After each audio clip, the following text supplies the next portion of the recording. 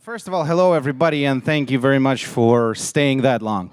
It's definitely an achievement, and thank you for your hard work. And it's great to see you all here. My name is Yamshchikov, and I'm a postdoc researcher in Max Planck Institute for Mathematics and the Sciences in Leipzig, where we try to come up with new structures and new architectures for neural nets, and in particular in the area of natural language.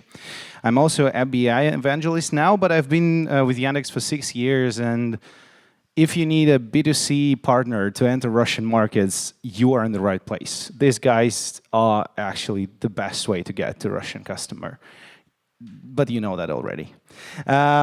So I would like to talk about how AI fights boredom.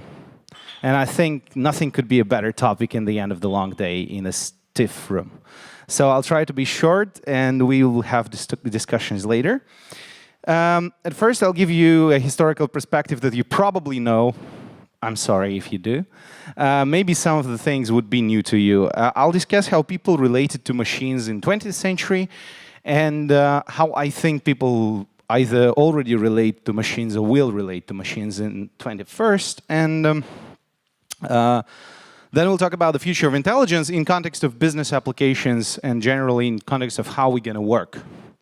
Because, well, because I think that there is a certain paradigm shift in that, and I hope you'll be with me on that. Okay, so a little bit of history. People didn't like machines. The moment machines were created, people were like, I'm not sure. Well, at least some of the machines and some of the people. So Luddites is the most well-known example.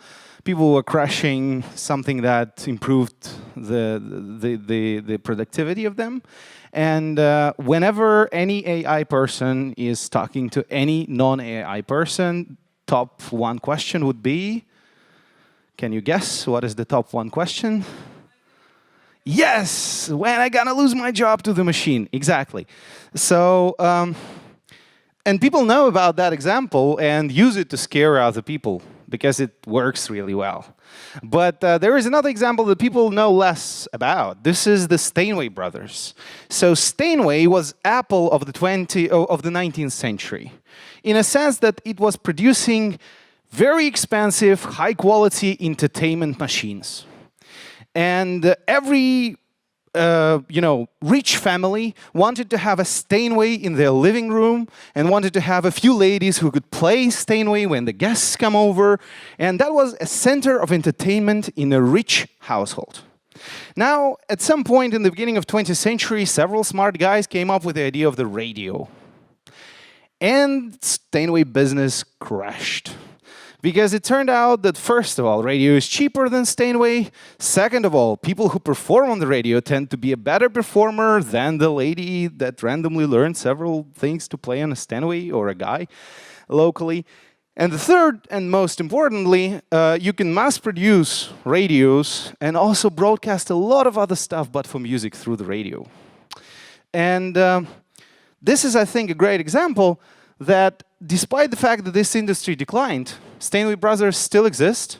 They still produce high-quality pianos, but the average level of the music you could hear in your living room improved, and like everything's fine, you know? A lot of jobs are created on the radio. So this is the attitude that I really would like to perform and promote, also in context of AI, because in 20th century people thought about robots in two ways. There could be bad robots and there could be good robots, right?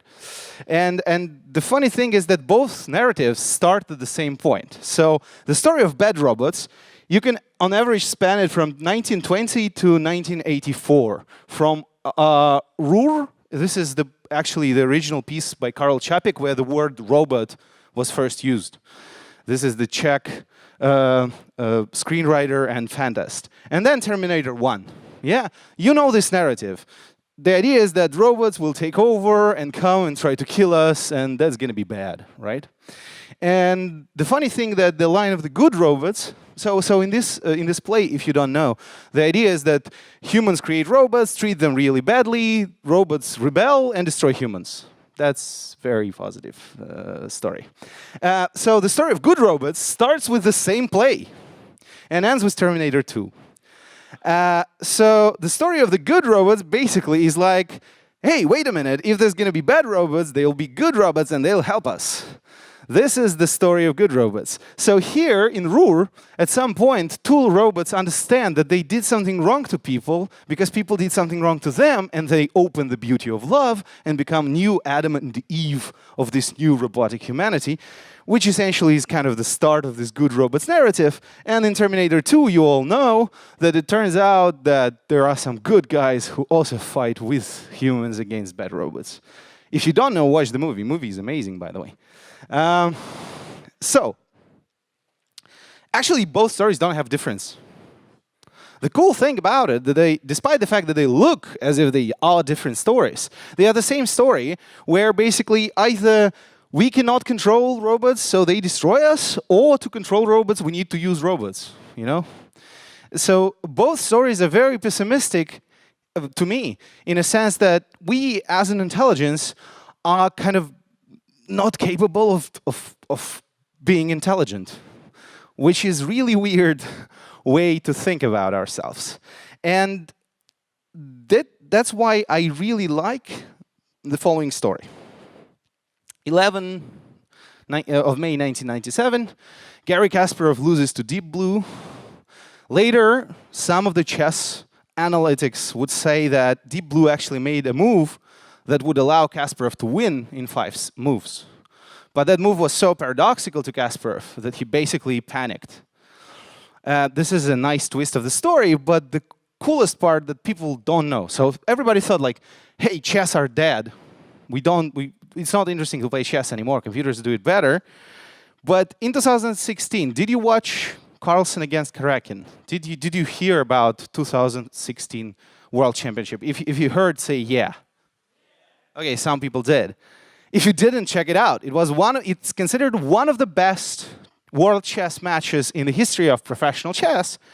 And both of these guys used AI to prepare for the match. So Carlsen was playing with AI that was simulating Karakin, and Karakin was training with AI that simulated Carlsen. And then they played against one another. And even cooler twist of that story is that after Kasparov lost to the Deep Blue, he himself said, you know, we got to do something in the chess. And he came out with the idea of advanced chess. I'm not sure if it was he only, but there were some other people. And there is a tournament that's called advanced chess. So in 1998, Kasparov played against Topalov the first match of that. The idea of advanced chess is that a man and algorithm play against a man and algorithm. So you have 2 Grossmeisters. Each of them has a computer. And they can consult the computer and play against one another. And I think that actually manifests the paradigm shift that people oversee, is that it doesn't matter if the intelligence is artificial or natural. It matters what problems do you solve with it. And we don't have this paradigm of humans vs robots. And we would never have it, I guess. What we have is humans and robots. And we already do that in many areas. And I can give you just a few examples of how our cognitive activity is outsourced to the robots. I'm sure you know of that. So, memory. Each of you outsources memory to the robot. If you say that you don't, you're lying. Because you do. You have a calendar, you have notification list. So memory is already outsourced. It's going to be outsourced more. Time management. Now, time management is not the calendar. The biggest outsource in terms of time management for me is, of course, maps. Right? All the geolocation services is actually an outsourcing of time management to the robot. Robot estimates better than you how much time does it get from point A to point B, and that would also improve. Robot estimates better how much the flight take, and so on. And finally, communication. We only start outsourcing that. But Alice and the systems with natural language communication are good examples of the first steps toward outsourcing of communication. Because despite the fact that we are social animals, we hate to talk to people on average. Like, talking to an average person is really hard. Sartre said that hell is other people. And nothing is more true when you talk about talking to some person you don't want to talk to. And so artificial intelligence would definitely help us with that, and is already helping. Now, what does that all mean for business? We try to make something valuable here.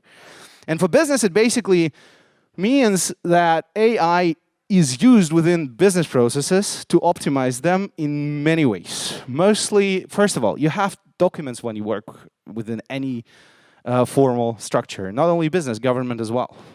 And then you need to sort documents, you need to put the factual information into the databases and so on, and you know that AI tools do that with higher precision and faster than people. Then you could, I don't know, monitor risks. Again, people ask for credit. People come and you want to see whether they are a good partner or not. People, I don't know, come to your hedge fund with some idea of startup. You want to check out their back history. Nothing is better than gathering information. I mean, human analysts don't gather information that fast and don't check it that flawlessly as AI does. And finally, any process of automatization. You don't want to waste your time on repetitive tasks, right? So what are all these examples? This is all, for each of these applications, there are massive instruments that actually work in the area of automatization, starting from, I don't know, simple image recognition technologies, finishing with email summarization that helps you to go through your email faster in a more effective fashion. Now, what does it point to? What is the general thing that connects all the examples over here? And my claim is that all that is related within these examples is boredom. So these tasks are boring for natural AI. Filling in the forms is boring. Extracting factual information out of a ton of text is boring. We don't want to do it. What does it mean if something is boring? Well, on cognitive level, it means that it's clear what to do, and it's monotonous, right? It's repetitive, so you get tired of it. Now, surprisingly and happily for AI, that means that since it's clear what to do, then you can probably write an algorithm. You can probably just explain what you're doing, and then we can convert it into an automated system. And the second thing is that if it's monotonous, then there's a lot of work. So even if you gain, I don't know, 2 to 5% on the automation of certain procedure, if you have 30% of your working cycle that consists of this monotonous procedures, then this is a tremendous gain for you. Yeah, and here we got the slide with some Russian. Finally, this is the only picture that I couldn't get rid of. So they say bye to boredom if you don't read Cyrillic, which is sad, by the way, if you don't. My claim is that AI and natural intelligence would grow together. And basically, it would work this way. We automatize everything that feels boring to us. We ourselves switch to something that doesn't look boring and work on that. If we start to understand it better, we automatize it because it becomes boring. And there could be several possible trajectories for that in terms of not only business applications, but generally in terms of our cognitive power as human beings.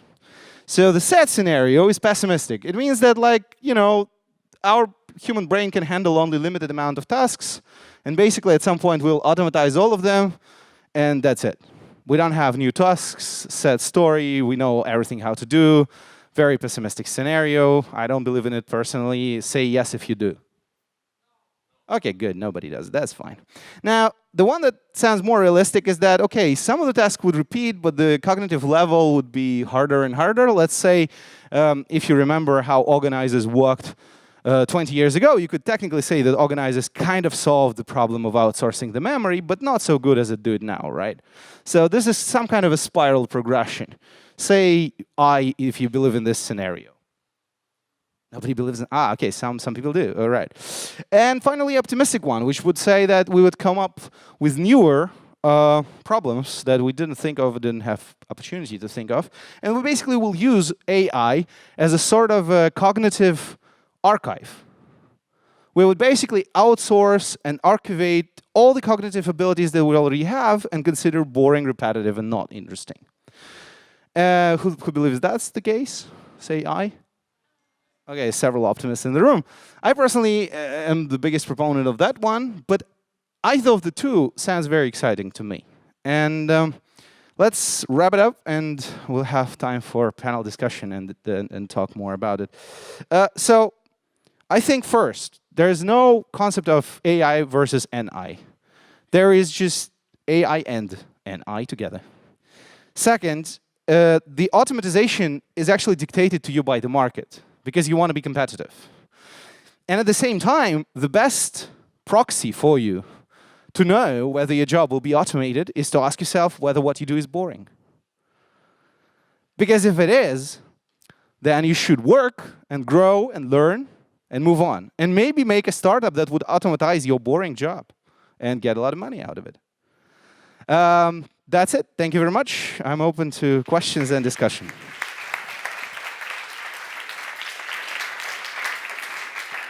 I like your reaction. It sounds like now you heard something really promising from Yeah, making a startup in Berlin. People don't give this advice here in this city. It's very rare. Okay, so your questions. Yeah, we actually, I think... They're so excited now. I don't think so. I think they... Well, yes? Oh, no, you keep yours. All right. Okay, thank you. I'm wondering, if it's now AI with an I, does it mean that it's like in a picture you showed before, a person with a better AI will always win the person without AI or with like weaker AI? And does it mean that, sorry, I'll just continue the question. If the answer is yes, then does it mean that the only like evolution path, if you want to be competitive, is to integrate yourself with a robot? Well, of course not. And there is actually a cognitive flaw that you made. Maybe you made it on purpose. But what you say is true only for the areas that we know well. So if the area where we compete is well studied, so that AI outperforms human in this area with very high benchmark, then yes, the answer is that stronger AI would give you stronger potential. But this is basically something like powerlifting. What you say is that, hey, if I'm powerlifting with exoskeleton, does it mean that stronger exoskeleton helps me powerlift better? Yes, it does, because powerlifting is not that complicated in terms of cognitive efforts. However, if we talk about more advanced cognitive problems that are still not beaten by AI with high benchmark, advantage, then no, the answer is not. You have to know how to use it properly, but you couldn't rely on it 100%. And actually, let me just add a little bit. I think that it's easy for me because I'm not responsible for any product at Yandex. I just can I can have more wild dreams about future than any product manager. So actually, I like your question, and I think that AI in the future, that's my idea, I think I'm very close to Vanya in this respect, is that ability, skill to work with AI will be very soon, sooner than any of you think, as necessary as the skill to communicate to each other, I don't know, to write, to do some simple calculations.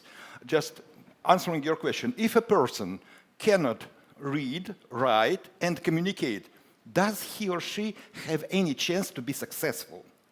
These are vital skills in our society. Well, he could be a Buddha, then it's fine. You have an But interesting only idea one. of success. Only one could be, yeah. But if you want to be successful in, I don't know, 10 years, along with traditional communication skills, you should know how to communicate with AI. Actually, there's a very nice paper about that by Mikolov, who is actually the creator of word-to-vec algorithm, who is a very prominent researcher in natural language processing. He's now moved to Facebook AI research, and they recently published a paper, well, 2 years ago actually, they published a paper where they say that we need to come up to the verge when we actually build AI systems through natural language so that this communication between AI and human would become seamless. And actually Alice is one of the ways to approach this thing, because the systems that they describe are very close to the ecosystem that Yandex wants to build with Alice, for example. Yeah, and actually Alice is a good example, because Alice is a new kind of interface. And as Misha explained, I think, very clearly in his presentation, we, and not only we, Google, Amazon, whoever, all technological companies are making these interfaces more and more human-like. But there is obvious result from that. If you know how, and it's strange for programmers and developers, because supposedly the more we have this AI and computers in everyday life, the more we need to be programmers. We should start studying Python right now. No, because the more computers become human-like, the more competitive are humans who can communicate to each other, because there will be soon practically no difference between communication to a computer or to your colleague or, protein colleague. I mean this. I'll have a little different take on that. I think we should learn Python because it still helps. There, I mean, it, yeah, I know. You can have it both, right? You can be communicative and know Python, and it's just better. So you wouldn't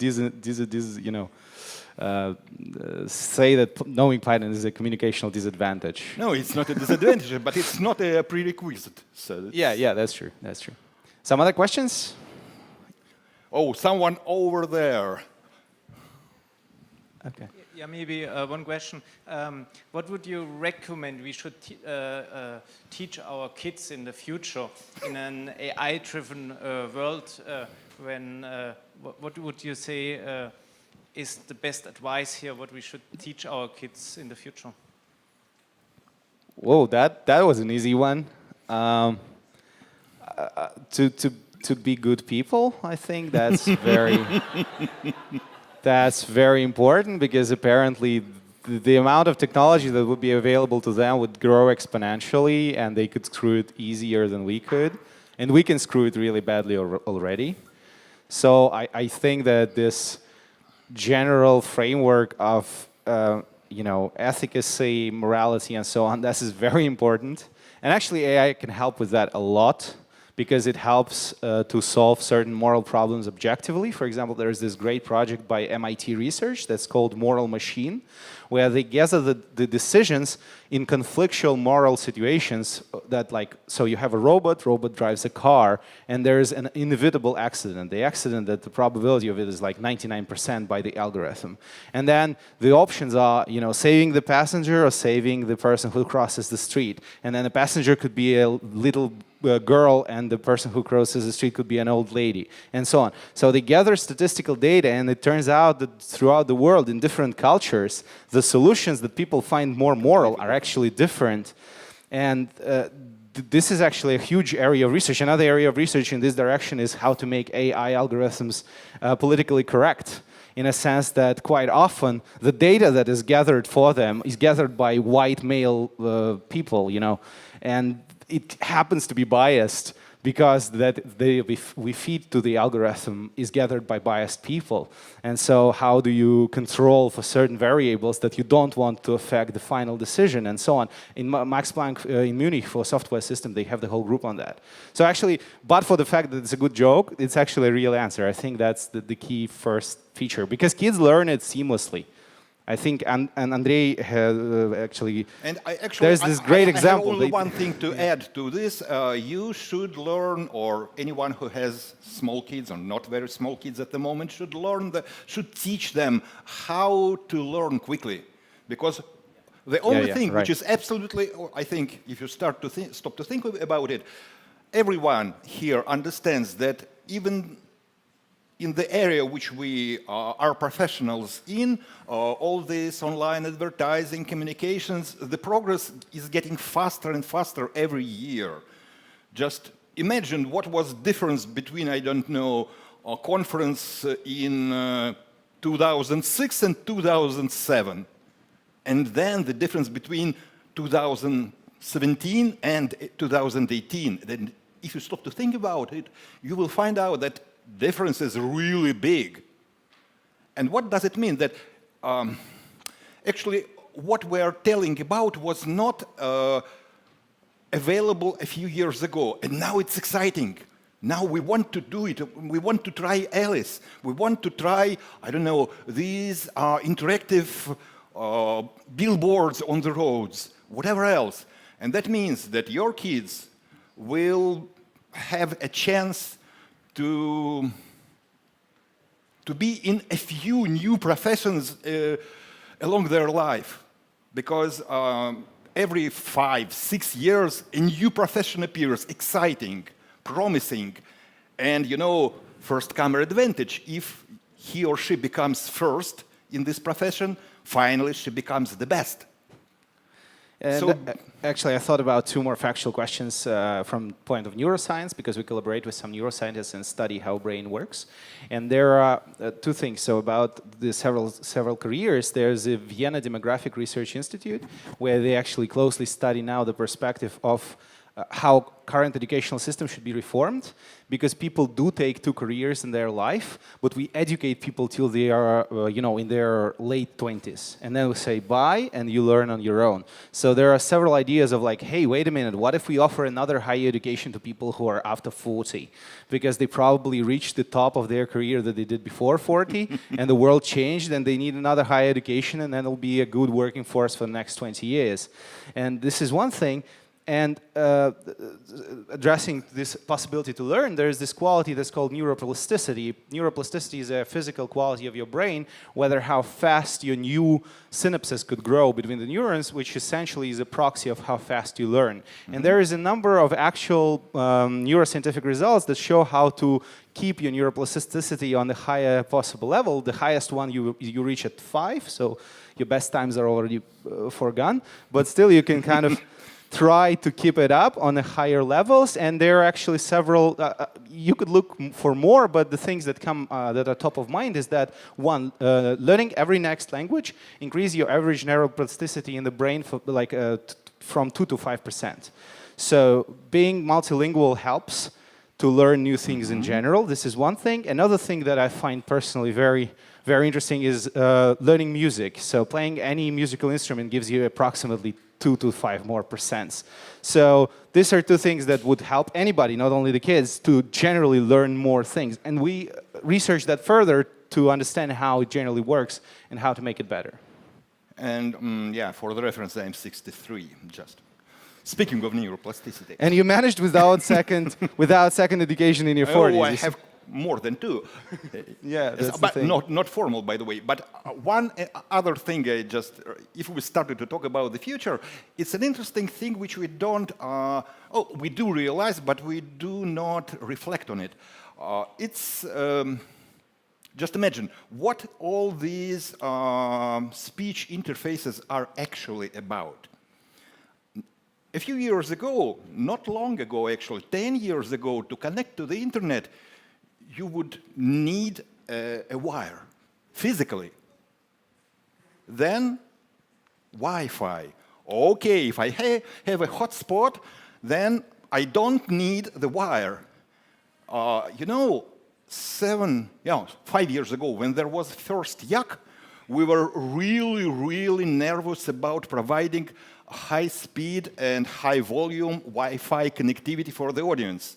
Because we knew from our experience that all people who come to our conferences like you, they all have top-notch devices with Wi-Fi connectivity, and they will be communicating.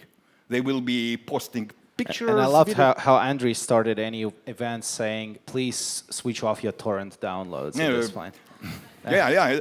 We had to, because we couldn't keep this load. But this year, we were very relaxed. Actually, Wi-Fi went down for half an hour. Nobody noticed.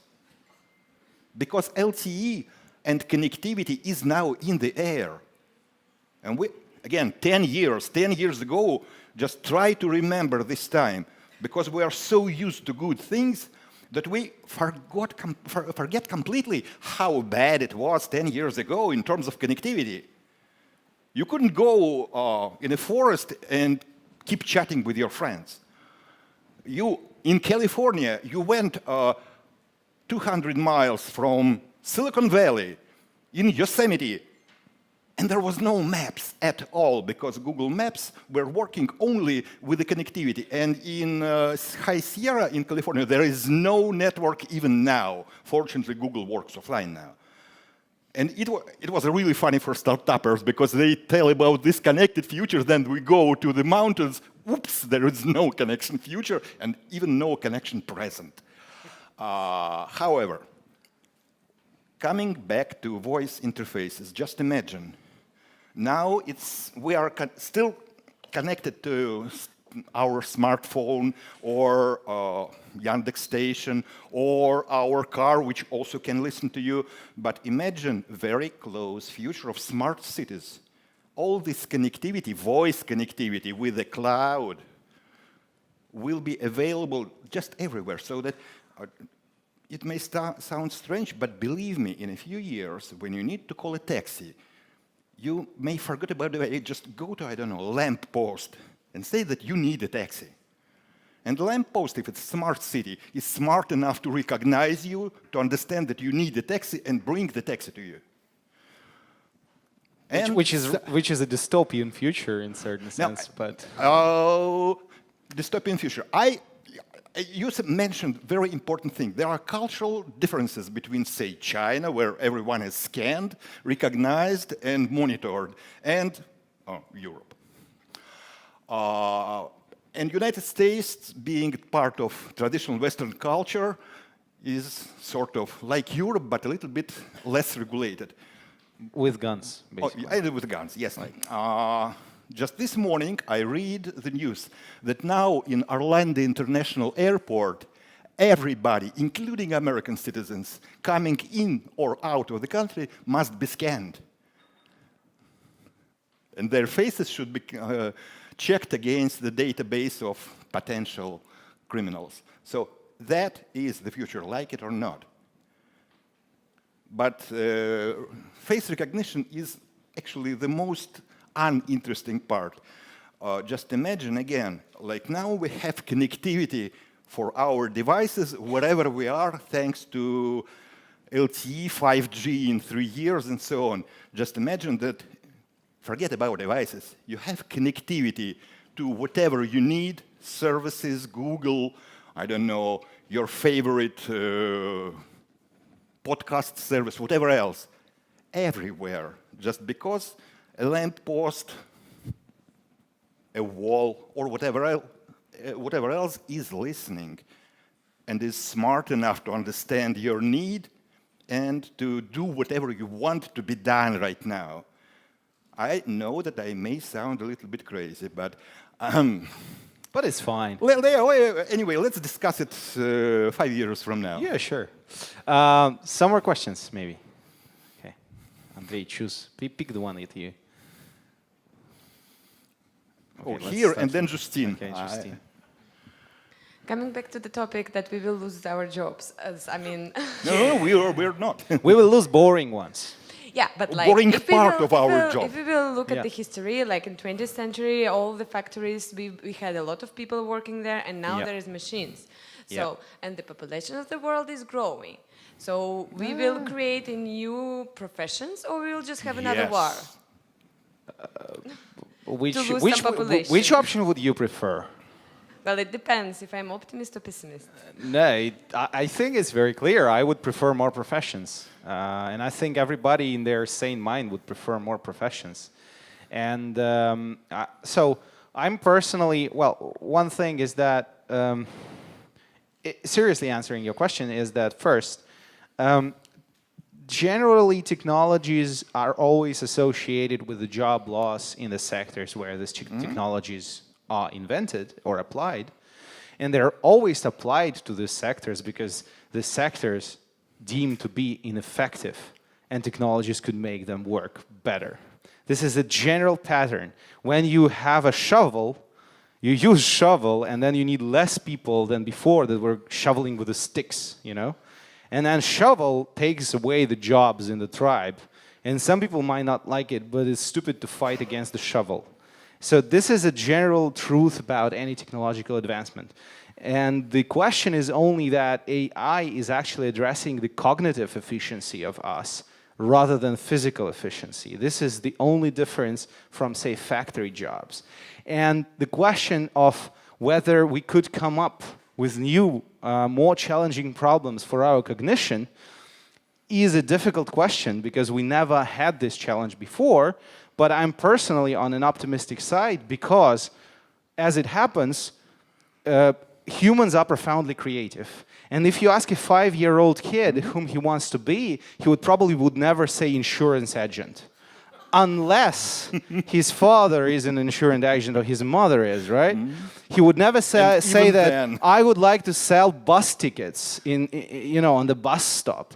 She would never tell you that I would like to be a clerk and just, take papers from one place and put it into the other. They all want to be cosmonauts, scientists, superheroes, whatever. So by default, we are imaginative and we are ready to find new areas to apply our cognitive powers. So I don't see why you should be pessimistic about that. Yeah. Moreover, when I started to ask the same question myself, I had to study history a little bit and found out that actually more than a century ago there was a very similar situation. It was the time of really aggressive industrialization. And lots of people were telling that there are two threats. One, the same as you told.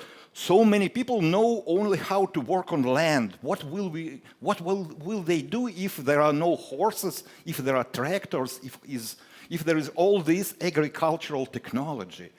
Second was, I would say, ethical. Quite a few philosophers were troubled because it's a good population, it's a good spirit of the country if more than half of its people are providing food for the others. It's very moral. So if instead of that people will be doing something on these factories, it's bad. People should grow things for others. But we survived. Somehow. Yeah. Not all. I like your optimism. You are a pessimist. Then tell me more about it. Yeah. No, it's well, Justine had a question over there. Yes, Justine. Yes, I've got a question to you, Ivan, specifically because of the fact that we've seen your presentation last year, we've seen your presentation the year before. Every time you come up with something really, really fascinating or non-boring. Yeah, I try to make that my profession. Okay, I'm very practical, so. Tell us more what you work on nowadays, because you've already gave some hints about the fact that you study human brain as well in connection to Well, AI. we do several things together with Alexei Tikhonov. We started this project before, and now we finally wrote a paper on that. We write poetry with AI. We started it 2 years ago, and it keeps on going. We develop it further. We managed to do it in English as well, and we work on it further generally because it turns out that the generation of a plot, so make AI that tells you stories, is actually hard, and we address that more. And another thing that's very challenging for me, particularly that we work in Max Planck, is that in our brain there are cycles. So in our brain there are some neurons that activate one another in a circle, and there are certain mathematical results that tell us that if you have cycles in neural network, this network can remember more things. But current artificial neural networks could not be trained if they have cycles in their architecture. And this is a huge challenge that we try to tackle, and a lot of other mathematicians and biologists and neuroscientists all over the world try to work on. And it's a hard problem, but maybe we'll do something with that. Thank you. So, over there. Thank you so much. Just as we're dreaming here, and thank you so much for all presentation. Always fascinating and really exciting. I have You're another welcome. Question similar to morale. Firstly, one fun fact. My mom is actually a doctor, and she's working with children, and she teaches them how to speak. And right now, she is facing the problem that about 7%, 10%, let's say 10% of all the children, they are really accelerating, but the rest, they can go to the kindergarten or this place and they do not speak at all. Fun fact number 2, everybody is lazy. And I will never believe that we are not lazy. And to be honest, when we exclude monotonous or boring things, this is because our brain doesn't want to be focused on one very specific topic, like doing the same thing for all the 12 hours. And we want to delegate it to somebody else because it's hard. And we can dream, we can imagine, we can be creative. So all this stuff and the total laziness, because all the working behind the borders is not needed, actually. You can ask Alisa, and maybe because of Alisa, people will start to speak. It's a great device. It's a fact. Misha can tell you, we have, it's just a long story, I have no time to tell it. We have a letter from one of our customers. It's a mom, she is a mom of a small kid who just refused to speak until he wanted to talk to Alisa. Another thing is and he learned immediately.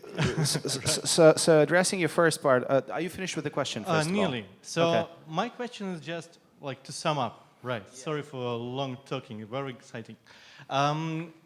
Is it? Do you think that we actually create a much bigger competitiveness in the world?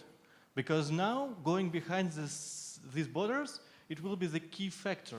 And all the other people, they will be tended to this usability, to safeness, to a very comfort zone.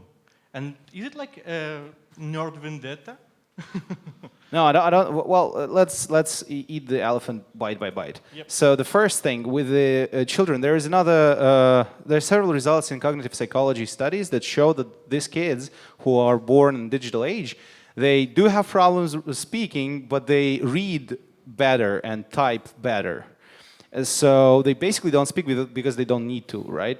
But it's a question whether it hinders their cognitive powers. It's not clear yet. It's the process of ongoing research, and with the voice interfaces that will be probably compensated or improved.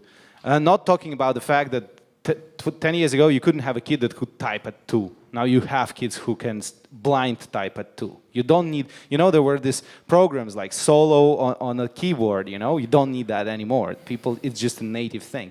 And the second thing, so the idea to associate boring tasks and laziness is not the idea that like you don't want to focus on something that's boring. This is, I think, conceptually very wrong. You don't want to focus on something that's boring because it's boring. If it's challenging and interesting, you want to focus on it and you want to spend on it hours and days and weeks. And there is this great movie about Grigory Perelman, Russian mathematician who recently proved the conjecture of Poincare.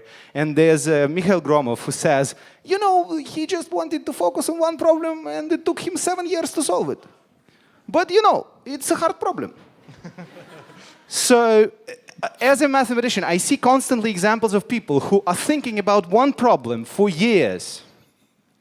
But this problem is fundamentally interesting for them.